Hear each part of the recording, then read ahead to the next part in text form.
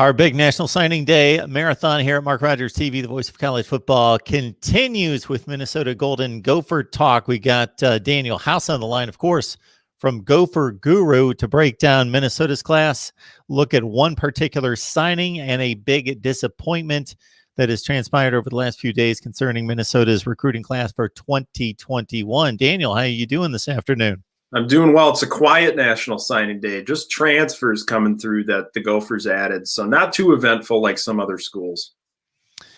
All right, so let's get to it exactly because about 90% of the top 300 players sign in December.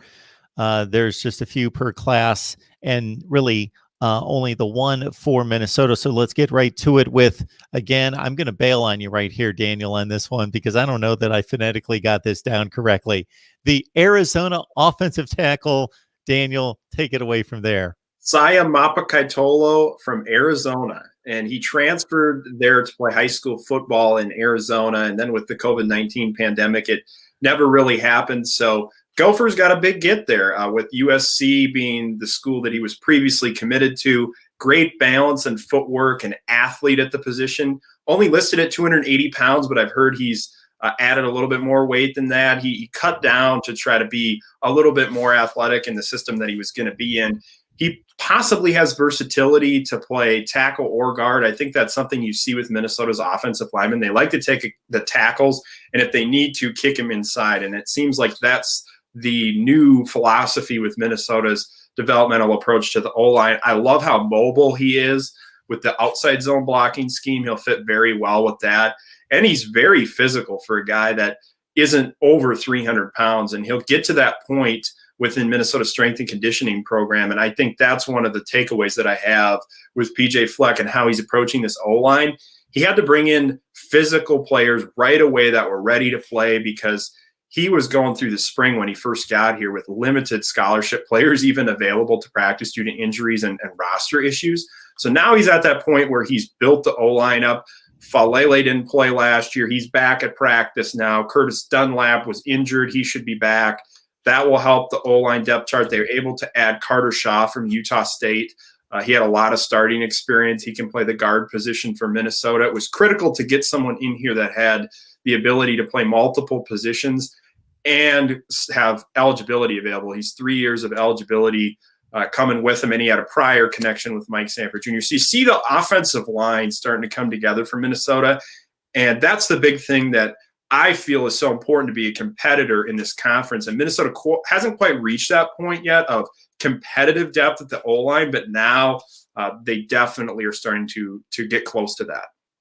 Mapa Caitolo, the 44th rated player at his position in the nation, according to the 247 Sports Composite, top roughly 500 player nationally, regardless of position. Again, out of Mesa, Arizona, the one signee for PJ Fleck and his coaching staff today. We got Daniel House on the line from Gopher Guru. We are basically here live for about 12 consecutive hours. We are going to take some breaks here and there, but basically for the next 12 hours. So we would ask everybody in the live chat, keep me posted on some signings because we've received about 3 of those today. So I want to thank everyone that's kept me updated on the likes of Davin Townley and Rayshawn Davis and Destin Hill going to Florida State out of New Orleans. So we're talking Minnesota football. We got Daniel House on the line. Leave your comments, your questions, any debate topics there in the live chat. Benjamin St. Juste with a fine outing there at the Senior Bowl, which you know as well as anyone, Daniel, has even more to do than just the specific game, but the week-long practice and what is shown to the coaches during those sessions. Yeah, I had the opportunity to cover the Senior Bowl remotely, and I was very, very impressed with what St. Juste did down there. It was a big opportunity for him. I mean, the evaluation process for the NFL this year is going to look so different because of the fact that the scouting combine's canceled. So you're getting in front of scouts in person. They're able to do meetings behind plexiglass. So that's a big advantage for Benjamin St. Juste. And I thought he did a really nice job of showcasing himself with the measurement side of things. I went into the database with Raz and found out that actually his height, 6'3" and change, is 9th among about 1,877 defensive backs since 1987. So He's above average in that metric. I comped him out in an article on my website to one NFL pro, Richard Sherman, a young Richard Sherman, the recovery speed and agility that he has. He's going to test extremely well in the agility metrics. Biggest question is the 40-yard dash. Is he going to be able to get into that 4.5 range? If he does that, it's going to significantly help his draft stock. I thought in all the drills he looked great. He's very physical. They're going to have to teach him some of the technical components, not to be as grabby at times, but with that length, you can sit him back maybe in a cover 3 scheme and let him make a lot of plays on the football. He has great recovery speed and breaks on the ball fast. I like his potential, and I think NFL teams see him as a scheme versatile cornerback who could rise with a really, really good pro day. The disappointing news, Daniel, of course, on this day revolves around Avante Dickerson, who has been a long-time commit to the Minnesota program. There were conjecture about him once he did not sign on the dotted line in December. What could be the issue or the concern there? Based on some of the sources I have and what I had heard, there wasn't a whole lot of concern, but at the same time, Nebraska was making its pitch. But Avante Dickerson, 8th rated cornerback, according to the 247 Sports rankings, heads to Oregon. Yeah, and it was not a surprising move to many people in Minnesota when he said that he wanted to take his time and sign in February. It was definitely writing on the wall that he was going to take his time to make a decision and possibly go elsewhere. Nebraska or Oregon were probably the 2 destinations that made sense. And luckily, Minnesota was able to get Steven Ortiz Jr. in this class. He's the headliner at the defensive back position, probably going to play nickel cornerback for Minnesota, Mr. Versatile in the scheme. He can do a lot of different things for you. But I would keep an eye on Justin Wally, one of the top players in Mississippi. Early enrollee, comes in here.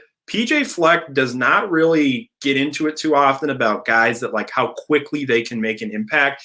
During his signing day press conference back in December, he said he could be an immediate impact player for them, was a stud running back and defensive back. His brother plays at Mississippi State, so the Gophers were able to go down there and get him out of the state to come all the way to Minneapolis. Keep an eye on him because the defensive back spot opposite Coney Durr is wide open. Who is it? Is it Jalen Glaze? Is it Terrell Smith?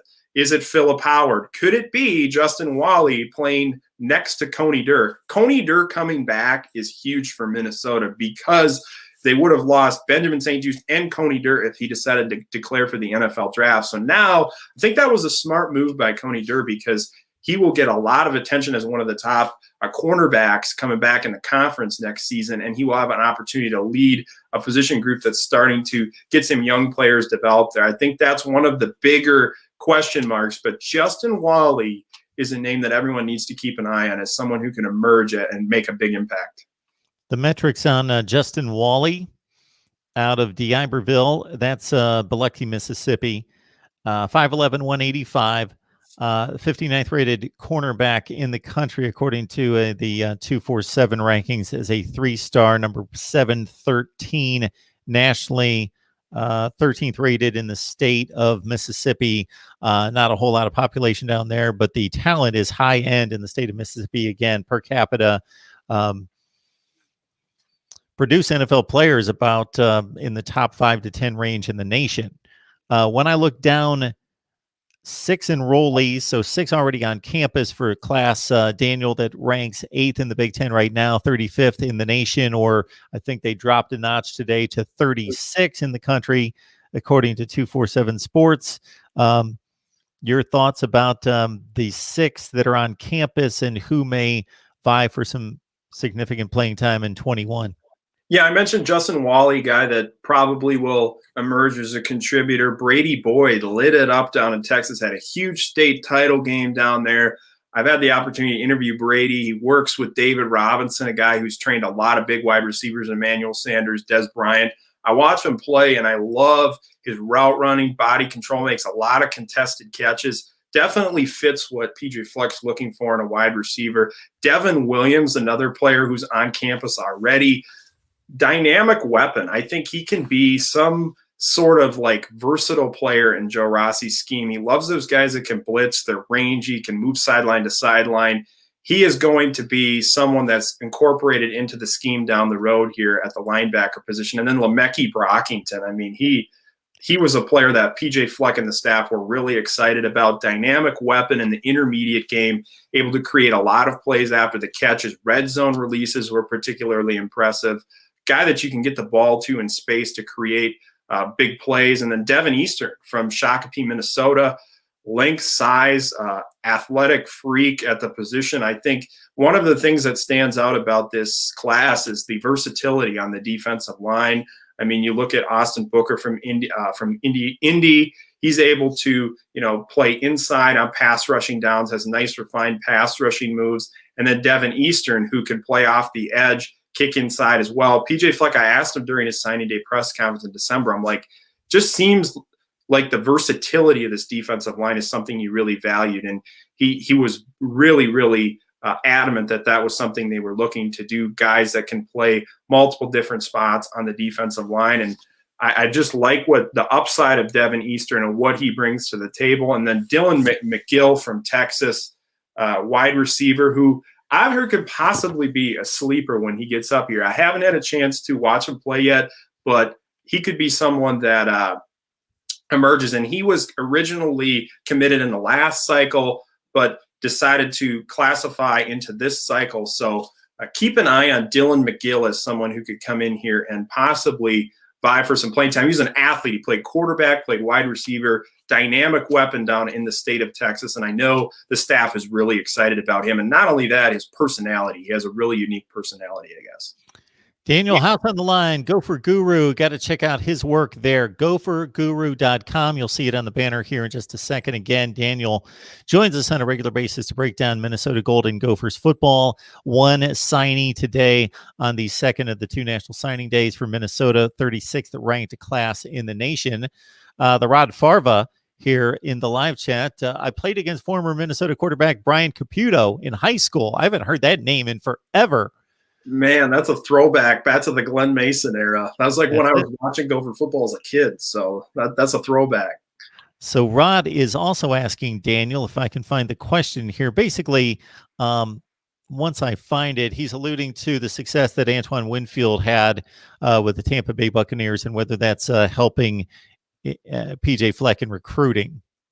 Yeah, it's certainly helping. I mean, Antoine Whitfield playing on a big stage. They've had a lot of defensive backs get drafted in the past couple of seasons. I mean, it's Antoine Whitfield and Brian Body Calhoun was in the NFL for a while. And I'm trying to think, Eric Murray in the NFL. They've had a lot of defensive backs that have been drafted in recent years. And I think that certainly helps recruiting because guys want to come in and develop up and get to the NFL. And Antoine Whitfield's just a rare talent. I mean, you knew that guy the minute I watched Antoine Whitfield at practice and just saw the instincts and the football IQ and what he brought to the table just athletically. I was like, this guy is going to be electric. I remember interviewing him on the practice field in August of 2018. Practice gets done. I talked to Antoine and we're going back and forth about, watching his dad play for the Vikings growing up. And he used to always tell stories about going to Adrian Peterson coming over to his dad's house, him and Harrison Smith on Monday nights in the basement playing Madden with those guys.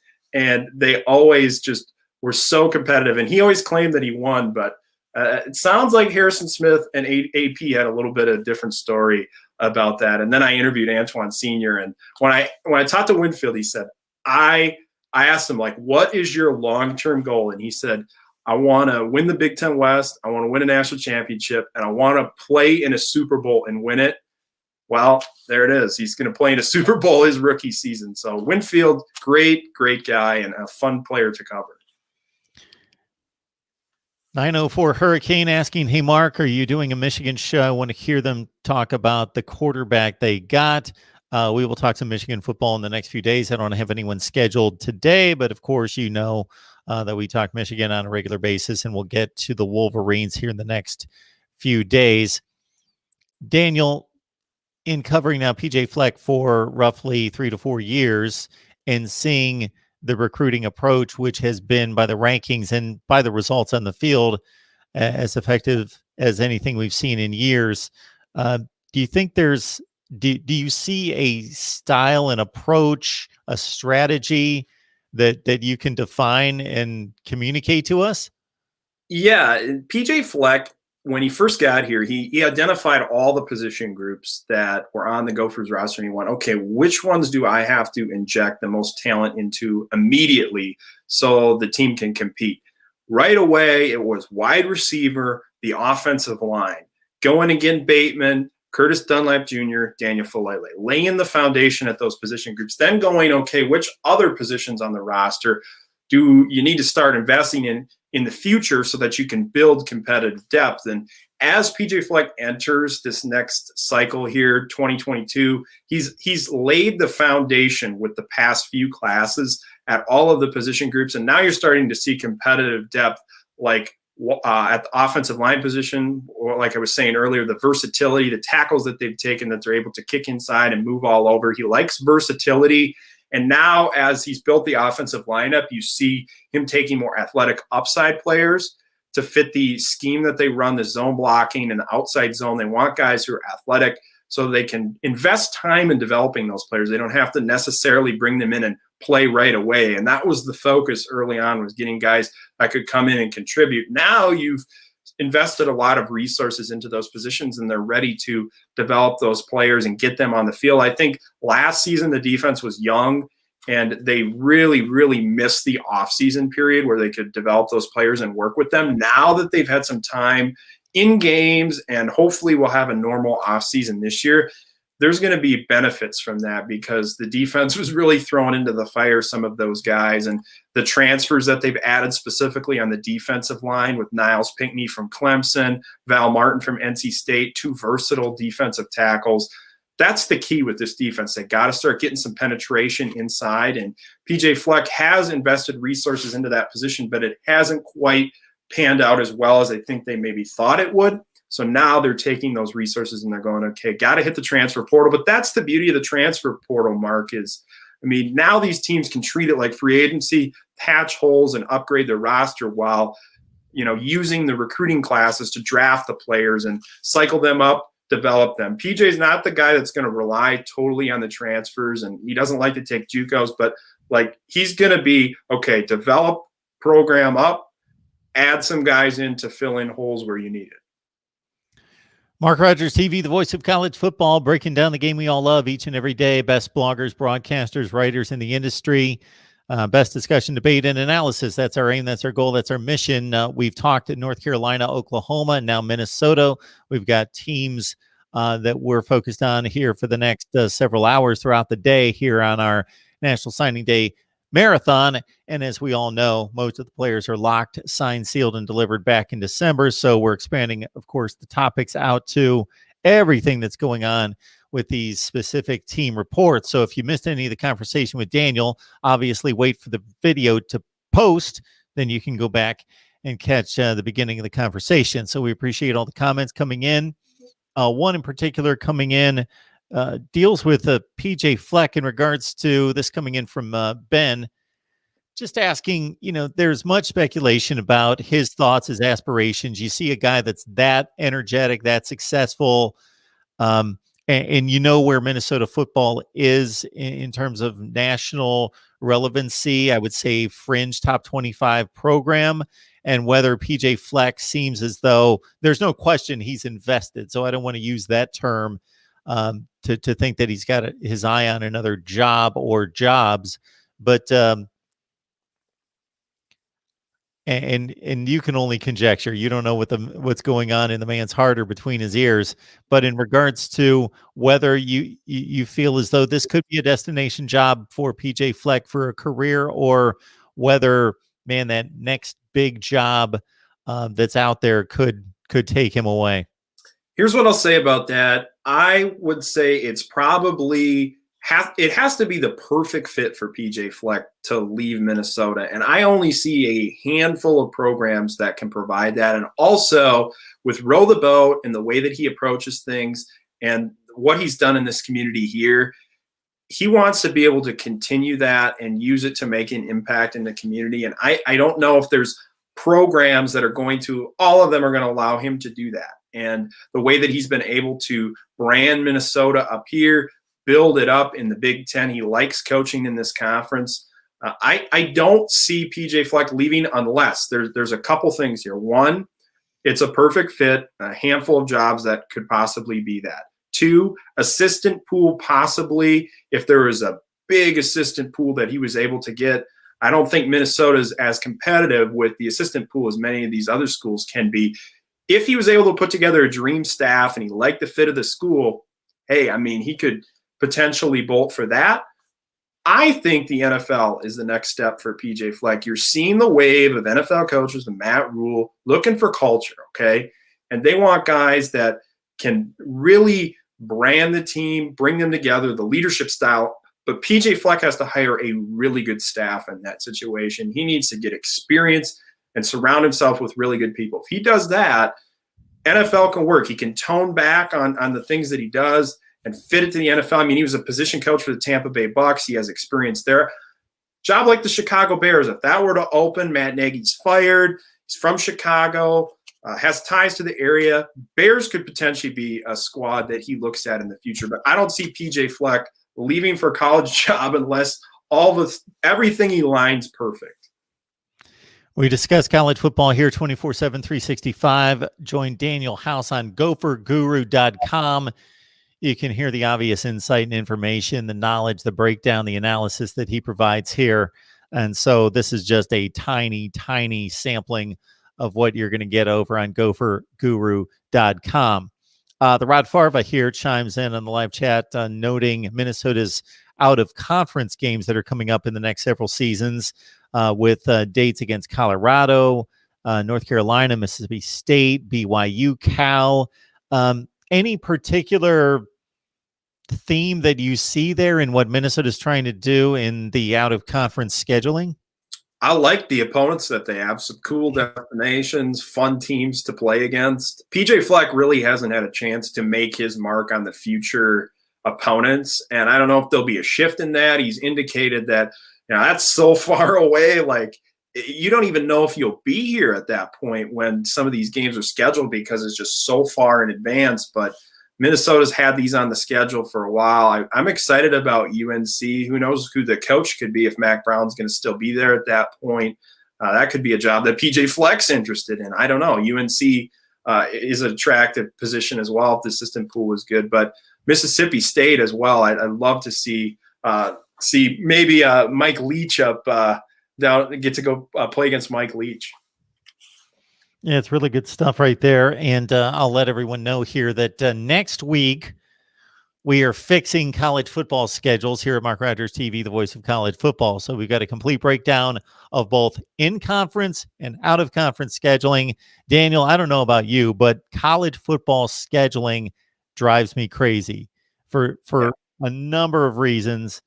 In-conference scheduling is there's an issue with inequity.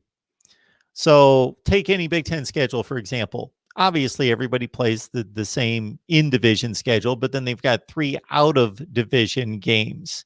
Yep. Now, take those games and look at the combined record of those opponents from the previous season, and you will see inequality all over the place. You may see Nebraska have to play Ohio State, Michigan, and Penn State, and Northwestern play Maryland, Rutgers, and Indiana.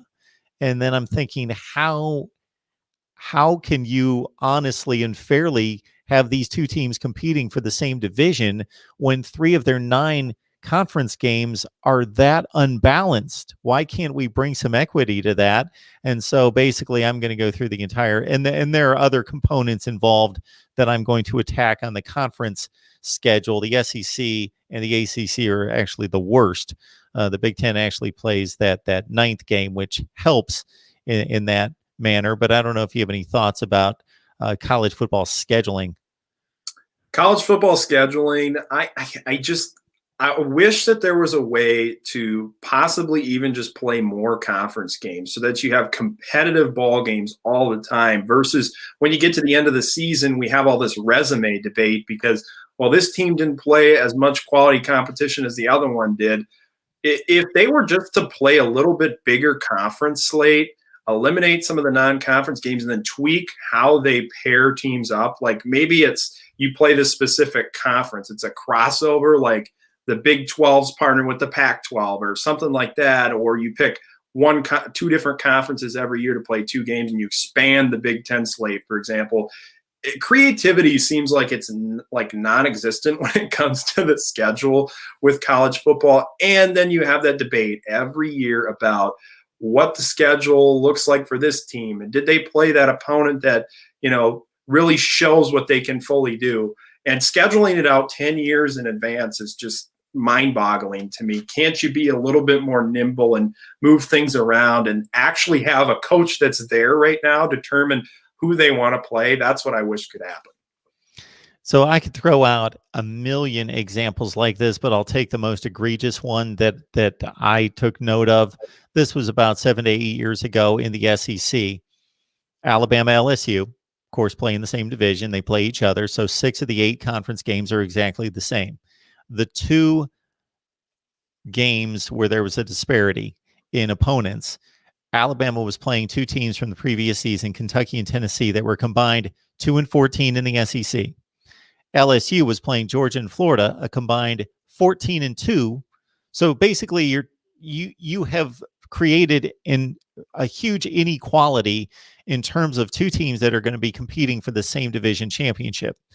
And of course, we can't forecast the future. You can only, the NFL formula is based on, they're trying to create parity. I wouldn't even do it like the NFL, where they're trying to create parity, so they give easier schedules to the worst teams and they give tougher schedules to the better teams. Just like the way the draft is conducted, they're trying to lift up the bottom feeders and bring down the New England Patriots of the world, the way the draft order works. And that's not even fair, but I understand why it's done. They're trying to create parity. Daniel, I'm just trying to create equality in scheduling. So that's just completely ridiculous. And again, the Big Ten doesn't necessarily suffer from this because there's only one crossover game that's guaranteed, and that's to keep the Indiana-Purdue Old Oak and Bucket game intact. But the other ones rotate all over the place, where in the SEC and the ACC, they have these strange matchups between divisions where there's only 1 or 2 that make sense. Like they're trying to keep the Alabama-Tennessee game intact for every year because that's a legit rivalry, in Georgia-Auburn. But then they match up everybody else, and there's no reason to ensure a Kentucky-Mississippi State game every year. Right, and there has to be a way to come up with like an algorithm year to year where you pick the 2 teams that are going to play against that opponent to make it competitive and interesting, because in the end, college football, it all comes back to you literally have to be perfect to be in the discussion for the college football playoff. And so if another team possibly plays someone that, is a more challenging opponent than this other team who had an easy schedule, I mean, every year we have that debate. And if they could somehow tweak the schedule to account for some of the variables that are important in assessing performance, I've thought long and hard about trying to come up with a way to do this. And me and a buddy were working on it. And it's so challenging to come up with a model like that, but there has to be a way to come up with a better method. Unless I'm mistaken, the Rod Favre, he's mentioning that Ohio State and Illinois play for a trophy, the Illibuck, but I'm almost positive that is not there is only one designated game that has to be played based on the way the Big Ten has formatted it between divisions, and that's Indiana and Purdue. They have not protected the Illinois-Ohio State game, but yes, the famed Illibuck is the trophy there.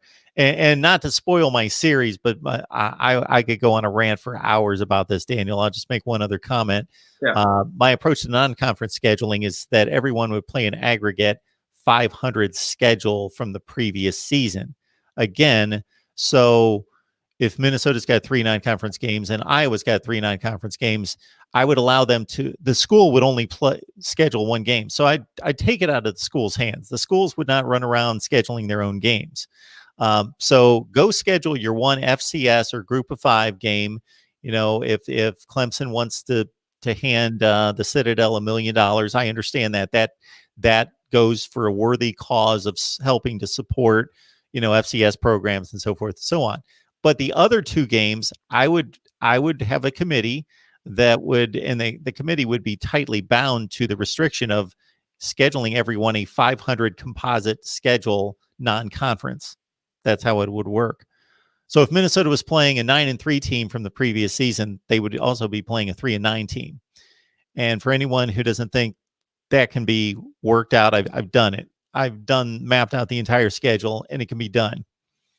It needs creativity and some thought behind it, because right now it's 10 years out. Like, things change so much. You don't even know who the coach is going to be in 2027. Like, I always talk about that. Everyone gets hyped up about these matchups coming out, and it's like, you didn't even know what that program's going to look like, let alone the program you're currently watching.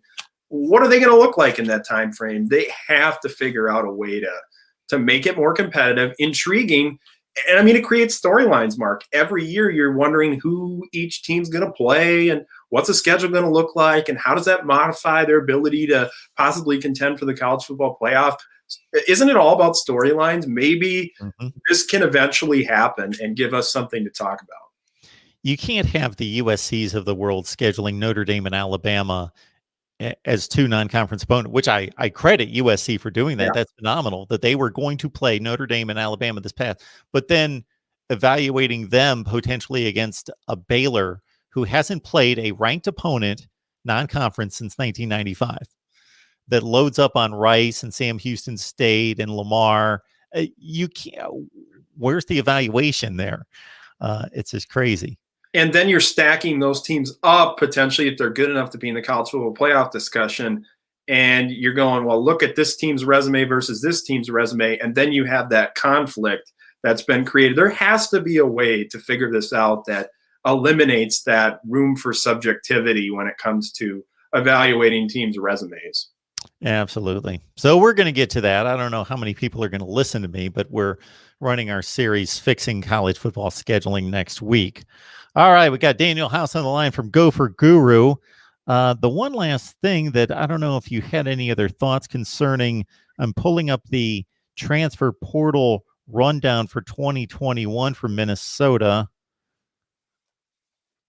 with, I'll just run down the names here. At receiver, Dylan Wright comes in from Texas A&M. You lose True Thompson along the offensive line. You've got Curtis Dunlap, who stayed at Minnesota, actually. Carter Shaw comes in from Utah State. Defensive line pickups from Niles Pinckney. You mentioned him from Clemson, a huge pickup as a former four-star. Val Martin coming in as well. And at linebacker, Jack Gibbons. Any additional thoughts, I should say, to the transfer portal additions and subtractions? It's all about improving your roster where you think you possibly have some holes. And if you watch the Gophers last year, there were two things. One, they were down to like 4 defensive tackles, couple of young guys. They had an emergency plan to move Rashad Cheney to defensive end. Like, they were decimated with a lot of different things, injuries and COVID and all the stuff going on. And they were in that developmental point of the defensive line where they needed to add some more talent. So transfer portal, like free agency, go get Niles Pinckney, who's played over 1,100 snaps for Clemson, has versatility to play multiple spots. Same with Val Martin with the wrestling background. I like that. Both of those guys are going to be instant impact players. And then Jack Gibbons at the linebacker position. A lot of people forget Minnesota was without Braylon Oliver. He suffered an injury right before the season had started in the spring there and was unable to play. He's a huge part of that scheme as a blitzing kind of chess piece player. He's athletic and rangy, and Rossi used him very creatively in the defensive system. So him coming back, plus Jack Gibbons, a player who doesn't seem to fit the mold of a linebacker that the Gophers have previously valued. They normally go with the athletic player who they can develop up. But this player here, it's more, Gibbons is physically developed, 240 pounds, a lot of length, doesn't have as much speed sideline to sideline, but he's going to be a disciplined player, has experience, can help this team against the run. And then Mariano Sori-Marin playing a lot of football last year and not having a lot of experience. He played a little bit in 2019 on a rotational basis, but they just had to get some of these younger guys experience last year and then fill in the gaps that they needed to with some of the transfers. And I thought they really focused on the defensive side of the ball and then on special teams as well. I mean, my goodness, they had a revolving door going on between injuries, COVID issues, a whole bunch of different things. They went out and got Temple kicker Will Mobley, 74% field goal percentage, career long of 44.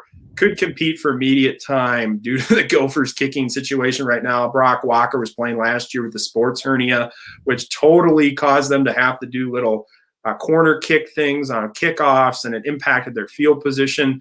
Then at the punter position, they brought in Daniel Sparks, transferred from Louisiana Monroe, 44.5 average on 30 punts last year, 5 inside the 20, 6 of 50-plus yards. The Gophers have to improve their field position margin this year. It's one of the quiet variables to success. Like, people don't realize if you take your average starting field position and your opponent's average starting field position, you subtract those two, it correlates a lot of times with success, and there's certain metrics and benchmarks that you have to hit, and I wrote about that on the website.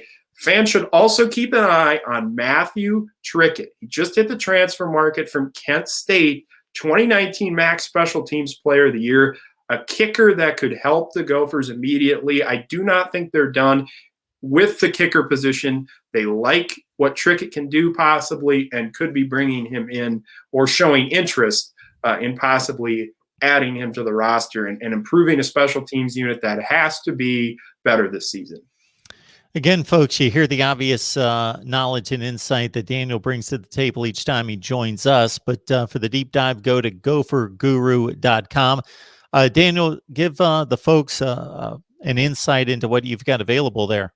It's a totally different approach to covering Gopher sports than other people take. I'm going to be the in-depth guy with metrics and different things that stand out to me throughout games, trying to blend in metrics, but also film analysis and certain tendencies. Like this week, I wrote a piece, for example, on early down tendencies. I believe it's one of the most important things to success in football. Offensively, you got to be good on first and second down to get in a rhythm and stay on schedule. Last year, it was interesting. Minnesota's first down tendencies were revealing, and I think fans will find that interesting if they go over to the website. I have 123 different breakdowns you can check out. If you subscribe, you get access to all of them, including a recruiting guide that has analysis on every single player Minnesota signed, breakdowns of all the transfers, everything that you want, all in one spot. More of an in-depth approach, and then I also dash in some features and certain things with people associated with Gopher football. So check it out, gophersguru.com. $5 a month gets you access to the premium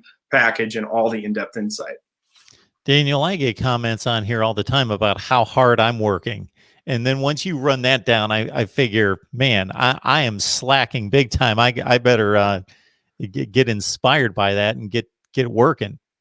Hey, it's my passion. I love writing about football. So if you want to check out the next level analysis, head on over there. So we got a question coming in from 904 Hurricane, who's wondering, with the 36th rated class this year, how that compares to PJ Fleck's previous classes, or what's typically done there in Minnesota. I'm going to speak off the top of my head, and you're going to be able to do it to a much better degree than me. I'm thinking in the last 10 years, if we would average out classes, we would find that 45 to 55 range to be where Minnesota's been. Yes, and you look at going back, I'm actually going to do a big piece on this with a big map looking at where the coaches prioritize recruits and the certain level of talent that they had. Minnesota has not had a lot of 4-stars in the past. Now you're starting to see that with Stephen Ortiz Jr., Rashad Bateman, other guys like that, being able to get Athan Kalikmanis, a quarterback from Illinois. They're really starting to elevate their level of talent, and this is one of the best recruiting classes that Minnesota's ever had. And you go back to Tim Brewster had one really, really good recruiting class. And I remember everyone was panicking that he was going to go somewhere, and then he was fired within a couple of years after that. It's funny how the times change like that. But PJ Fleck, you look at the trend, and a piece is going to lay this out. I don't want to give away too much detail on it, but PJ Fleck is definitely outperforming other coaches in the past eras by a substantial margin. And he's also making the most of that talent early on. I mean, it wasn't a significant, like, snap your fingers and go. He was making the most of that talent, slowly developing up, and you see the trajectory at which the recruiting classes are continuing to increase. The unique thing about this class is the parents and the players were so connected that, like, when Stephen Ortiz committed, he was out rallying other guys around to come to Minnesota, and then those guys got connected, and they just had this bond that PJ Fleck said he'd never really witnessed anything like it. People coming together to want to play at Minnesota and change the program up there. They see the trajectory at which he's going, and they know last season was incredibly unique. So it's an opportunity to put Minnesota on the map and also continue to elevate recruiting classes. But PJ Fleck has done a fantastic job in a short period of time with Minnesota's program. Awesome. We've got an Ohio State Buckeyes live coming up at 2 o'clock Eastern time. So we would ask you to stick around right here. And again, it's not one continuous live stream for the reasons that I want people to be able to check out their team-specific videos. So if you keep it locked in right here on the front page of my YouTube channel, you're going to see the next live stream rollout, which is 2 o'clock Ohio State, 3:30 Mississippi State, 4 o'clock UCLA, and on down the line through 10 o'clock p.m. Eastern time. Daniel, we appreciate you stopping by as always. It's always a great discussion with you. Hey, thanks for having me. All right, everyone. Once again, I'm going to be here all day talking National Signing Day and by extension, just talking college football because there's not enough with National Signing Day with most of the players being signed in December. But I thought this was a great time to say, hey, let's just go marathon style, talk college football all day with you. And we will do that on through the rest of the day. No, I am not Daniel House, but it's difficult for me to play graphics guy at the same time as as I am hosting the show. So we'll be back at 2 o'clock Eastern time with Ohio State Buckeyes live. Please join us then. Again, wait for the videos to process and post, and we'll be here all day and taking your calls at 8 o'clock Eastern time tonight, right here at MarkRogersTV, the voice of college football. We will see you soon, 2 p.m. Eastern time, Ohio State live.